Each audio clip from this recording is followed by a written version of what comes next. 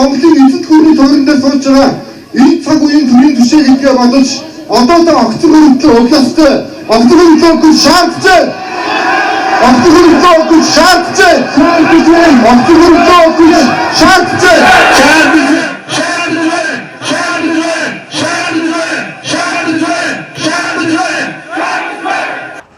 За өнөөдөр 2022 оны 9-р сарын 9 бид нар энэ өдөр энэ туулын бургаснаас үйл ажиллагаагаа эхлүүлээгээд ярьцгаад самбарнуудад дэлгэчээд байж байна.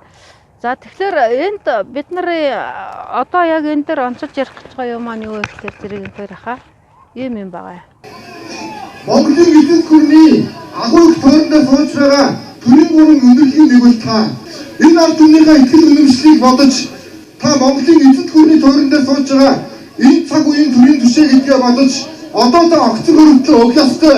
Огцон хөрөлтөө өгөх шаардлагатай. Огцон хөрөлтөө өгөх шаардлагатай.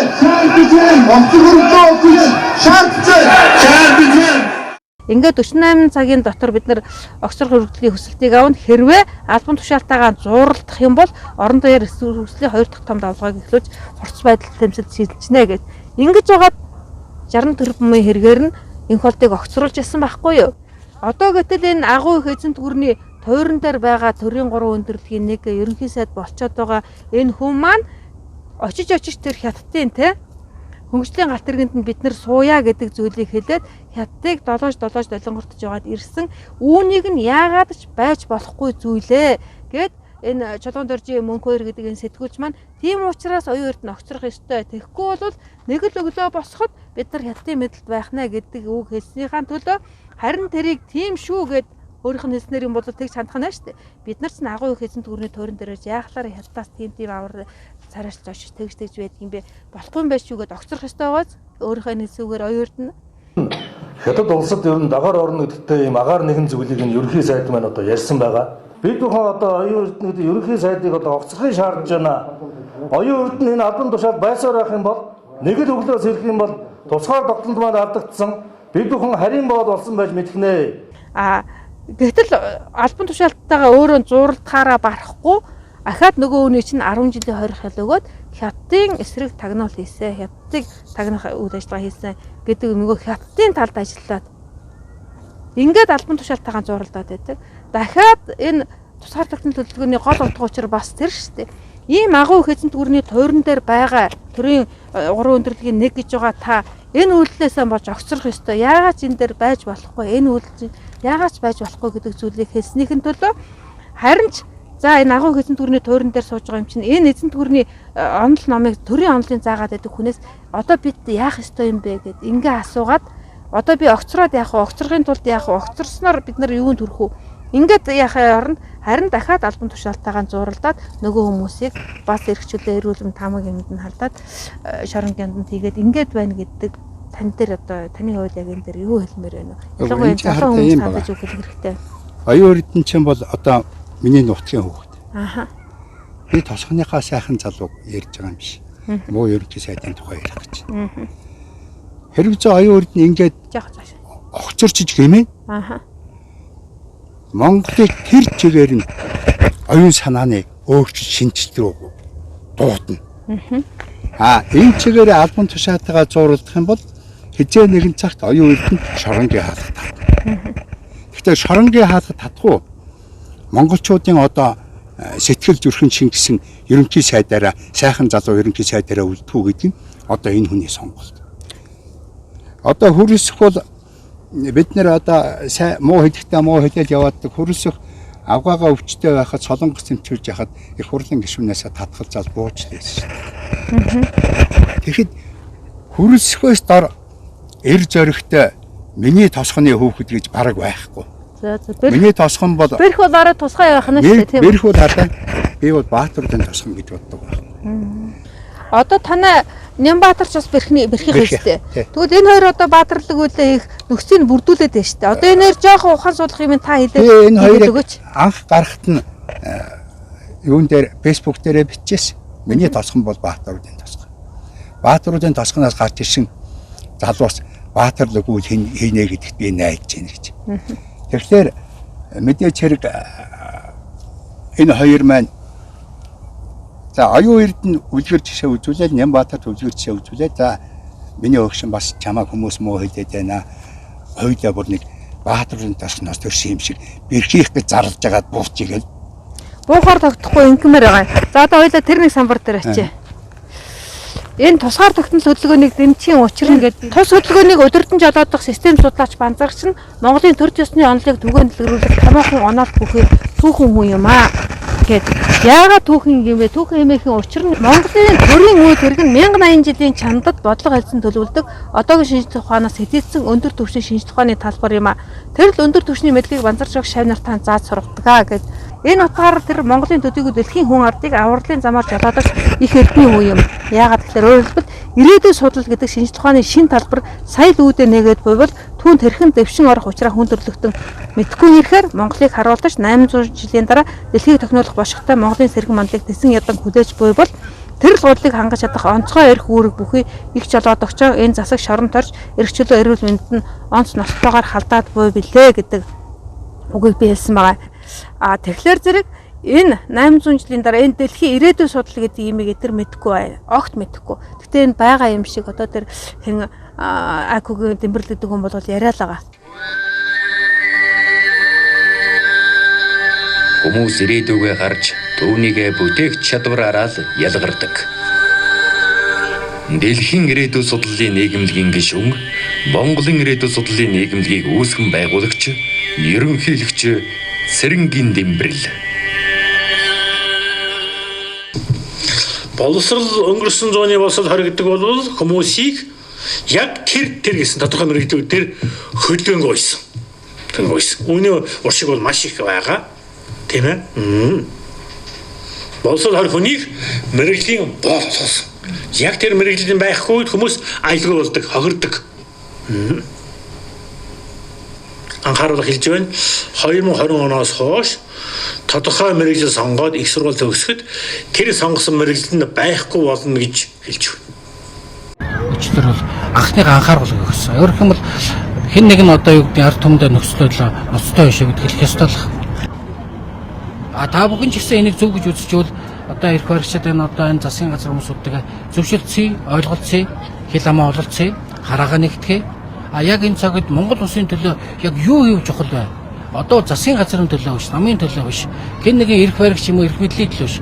Яг Монголын хувьд юу зөв бэ гэдгийг хэдүүлээ. Хоёр талаас суугаад хэлсэн юм. Энэ дээр энийг харин ард түмний юм хэлхий. Одоо ард түмнийг шүүгч болгоё. Хэрвээ бидний буруу бол ард түмэн шүү. Бидний зөв бол ард түмэн таавхан биднийг дэмжээсэй гэж хүсэж байна. Ийм онцгой эрдмийн үнэ хувийн айцаас самболч шорон торж эрүүл мэндэд нь халдаж буй явдал бол Монгол үндэсний хэмжээний том алдаа юм а. Тиймээс хувийн айцаас самболч тусгаар тогтнол хөдөлгөөнийг нухчин дарахыг оролдох сайд дарганараа та нарын над олон түмний хараалын бай болсон байр суурь чинь тэднэрт огтхон ч хэрэг байхгүй. Тэднийг тэртээ тэрэнгүү дэлхийн дэвжээ хүлээж ядаж байгаа юм шүү гэдгийг л ойлгож ухааруулах хэмжээнд ярьчул ойлгоно гэж үзээд байгаа. Тэгээд тиймээс төрийн түвшинд нэртэй төмний хараал барсан. Эднэрийг бол хараахал ёстой гэж хүн болго үзээд байна шүү дээ. Ийм та нар олон түмний хараал зүглээс амь зол бий л гэж байгаа бол Банзарч багшийн төр төсний хичээлд нэг удаач болов суугаад үз.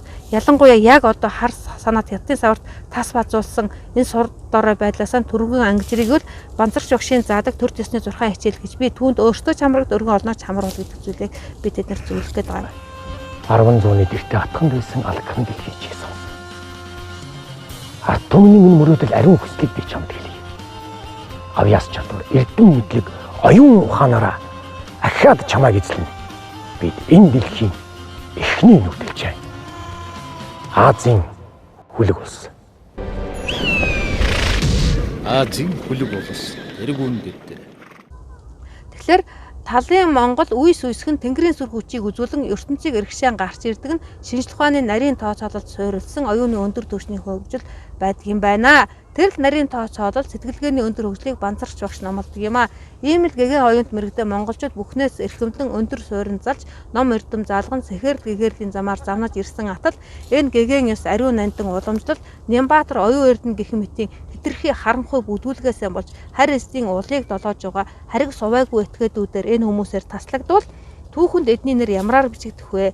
Залуу хүмүүс байтлаа та нар орчин үеэсээ хоцорч хамгийн харанхуй бүдүүлгээр тодорч түүхэнд нэрээ хараар бичүүлж яах гээвэ? Харин түүний оронд яг одоо уран ирүүлээд байгаа орон орны Монгол эрдэмтдийн сонорыг банцарч өгшин хичээлээр мэлаа тэгвэл тэдэч насан турш ирэлээ олж магнаа тэнийг хүндрэлтэн ч аврагчтайгаа уулзнаа гэдэг зүйлийг энийг хэлээ тэр хэнийг баригдсны маргааш өдөр нь би энийг яаж ийсэн банцарчийг баригдсан. Тэгэхээр зэрэг монголчууд чинь сод бэлэг эрдэмт гэгэнтнүүдийн дээдлж байдаг үеийн түүх байгаа шүү дээ. Барууных нь л шорон гямданд тэгээд одоо эдгээр шиг хариулдаг байх тийм үү? Барууных нь чинь бол одоо монголчууд эрдэмтэн мэрэгдээ дээдэлдэг байхад барууных нь чинь бол шашны номноос зүйлээгөө шатаагаад тэрний өөрөөс нь гутлаад байгаа байхгүй одоо Нямбатар Эрдэнэ гэдэг энэ одоогийн залуу хүүхдүүд энэ их том эрх мэдэлтэй алдан оноо харин хамгийн гол нь алдааны баг дээр ухаарах сэхэр хэрэгтэй. Ухааруулах үйлчлэгийг л тэр чинь л одоо алдааны баг дээр ухаардаг сэхэрдэг тэр явдлаа хайдаг чинь Монгол ёсон байхгүй. Тэгээд мэдээж хэрэг одоо энэ оюун эрдний авоглаад байгаа өвөө нь болох усан намсаргаа гэдэг нутагта маш их тулгтай юм. Маш их. Ер нь баг усан намсаргаатай өвзүүлдэг үеийнх нь гэж байх. залуучууд бүр байх. Ямар нэгэн асуулт авах юм байх юм бол дандаа л усан намсаргаа дээр ирнэ. Усан намсаргаа ч өөрөө бас нийтж олон нийтж шатаар хөлзөр ердөө тэр айр хайдаа тоглохгүй тоглоно гэж байхгүй бас багада барилж явсан болов залуудаа гэж бодохоор би хаасайтай юм. За энэ Нямбатрын өвөө тэр арилдгаа гэдэг чинь бол манад их баригч хийж ирсэн. Тэгээд 40-оос дээш насны юм уу 30 гарангаас дээш насны бүх эмэгтэй хүмүүс арилдгаар аав гин. Тэгээ арилдгаар ингээд орохт нь архихгүй байж явах юм бол за арилдгаа маргааш хүрээд ирээ. Би өглөө дэлгүүр онгонгууд охин нөгөө чинь гээл. Тэгээд бэрх даяар тэгж одоо хүндлэгдсэн хүн байсан баг. Тэгэхээр энэ хоёр өвөө юм ба шүү. Хоёр өвөөг нь ингэж их орон нутагтаа хүндлэгдсэн хүмүүсийн ач нар их ч алдаа гарахгүйгээр өр болохгүй бол огцорч сэтгэлийн дэнгэтэй л гэж би харж байна. Огцор миний хувьд бол залуу хүмүүс шүү дээ. Ямар 50 60 гарсан хүмүүс биш. Орчин үеэс хэтэрхий ингэж хоцроод байх муухай байхгүй залуу хүмүүс. Энэ чи одоо орчин үе чи одоо ингээд хөгжил нүүдэлчин соёл юм байна гэдгийг адгийн тэнийг мэдчихсэн үед эдгээр ингэж хоцрогдоод тэгээд нүүдэлчин соёлын энэ том хэмиг зааж байгаа. Ингээд нүүдэлчин соёлоо мандуулъя, Монголоо мандуулъя гэсэн хүмүүсийг хятадын захиалгаар шоронд орчоод байна гэдэг бол арай л дэндүү бурангуй залуу хүнд байж болохгүй. Бурангуйгаас гадна аимхай холчгор байна. Бэрхийн нэрийг гутааж байна. Тэр баатруудын тосгоны нэрийг гутааж яваа хоёр ихнийг холж өрөхгүй л байна. Та жаахан зоригж оруулж. Одоо ингмээр байна энэ хоёр хаа. Энэ огоо хэлээ. Энэ хэн бэ штэ? 48 цагийн дотор огцор гэсэн байна штэ. Энэ бодлого 48 цагийн дотор огцор өргөдөлтийг бид нар авнаа. Тэгээд хэрвээ албан тушаалтайгаа цаашдаа зууралдах юм бол бид нар эсрэг үслийн 2 дахь давлгааг зохион байгуулна. Хэрвээ бидний хүслийг хүлээж авахгүй цаашаа албан тушаалынхаа сандалтаа өргөжлүүлэн зууралдах юм бол бид нар орон дээр эсэргүүцлийн 2 дахь том давлгаа зохион байгуулах болно. 2 өдрийн дотор ямар зохион байгуулалтгүйгээр хасах 30 градусын үүдэн 20 мянган хүн цуглаж байгаа юм чинь орон даяар зохион байгуулах юм бол хэдэн мянган хүн юу болох вэ гэж байгаа байхгүй. Хас 30-ийн бүйтэн хилээж монголчууд цуглахгүй гэж бодсон. Өнөөдөр энэ 2 мянган хүн цугласан байгаад хэлсэн. Бидний эцэг хүүтэн ингэж уулзж байгаа бид хавар цуглууд юу болох вэ? 2 өдрийн дотор ямар зохион байгуулалтгүйгээр цуглаж байгаа энэ олон нийт зохион байгуулалт орон даяар цуглууд юу болох вэ? Тэгэхээр зэрэг бид нар энэ үнийг тэр үед 20 мянган 2 өдрийн дотор зохион байгуулалт хийсэн чинь одоо бид нар энэ бүх учрыг ингээд таниулах үйл ажиллагаагаа хийгээд тэгээд 2 цагийн дотор 2 өдрийн дотор энийг огцрох байтугай энэ хүмүүсээс уушлахад ийм учиртай юм байжээ гэж Чингисийн төр мандах хэвээр зөв юм байна. Нүүдэлчин соёл гэсэн чинь хөгжил юм байна гэдэг хэмжээнд ухааруулахын тулд дөрвөлтэй ажилламаар байна. Яах вэ? Энэ засгийн газар ерөнхий төчнөр бүгд л огцрох хэвээр. Ингэж Монголын ард түмнийг дормжилж болохгүй. Энэ шүүх мөх эн чинь зүгээр л албатууд болцсон байна. Амьгүй албат. Хятадын шууд алгараар ажилладаг болсон байна. Монголчууд их орноо өөрчлөх цаг болжээ. Юу 24 оны сонгуул яасан эсний үндсэн хуулийн өөрчлөлт. Тэр элэг тутам хайцгаа эхлээд их оронтой болъё. Ташууран аван морд цгой тамга цаягаан бэхэлцгээе мандах нарны зүг магад байснаа дарж манлай заягаан баталцгаая. Гэхэд галын зот цэрэг Монгол улсын тусгаар тогтнолын төлөө урахгүй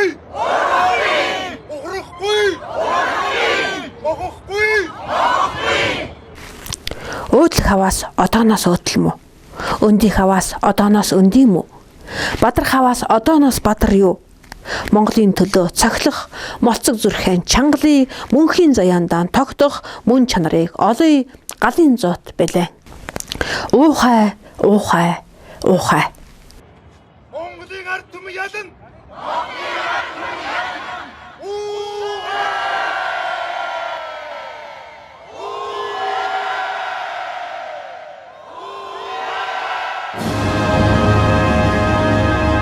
Урилга. Ардын их хурлд бүх ард түмнээ уриалан дуудаж байна. Энэ бол эх орны дуудлага юм шүү. Монгол улсын төлөө мэрэгжлэн зориулж, үүрэг, нэр төрөө үлсэтэн цэх өргөж, мэдлэг боловсрал, ур чадвараа харамгүй зориулан, нийгмийг эргэлжүүлэн чадвах жуулах үйлсэд идвэх санаачлагтай, тууштай зүтгэж ирсэн та бүхний хөдөлмөр тэмцлийн замналд хүндэтгэлэн илэрхийлэхийн ялбарт төрөн цэвэрлэхийг зорж ард түмний хурал дуулах гэж байгаа бидний хамтын үйл хэрэгттэй өөрийн арвин туршлага оюуны хүч нөөцөөрөө нөмөр түшиг болж ард түмний хурал дуулах болон уриалан зохион байгуулах хүндэт үүргийг хүлээн авч бидний ажил хэргийг чиглүүлж дэмжин тусдаж ажиллахыг хүсэмжлэн энэхүү байнгын заллагыг танд айлтгаж байна.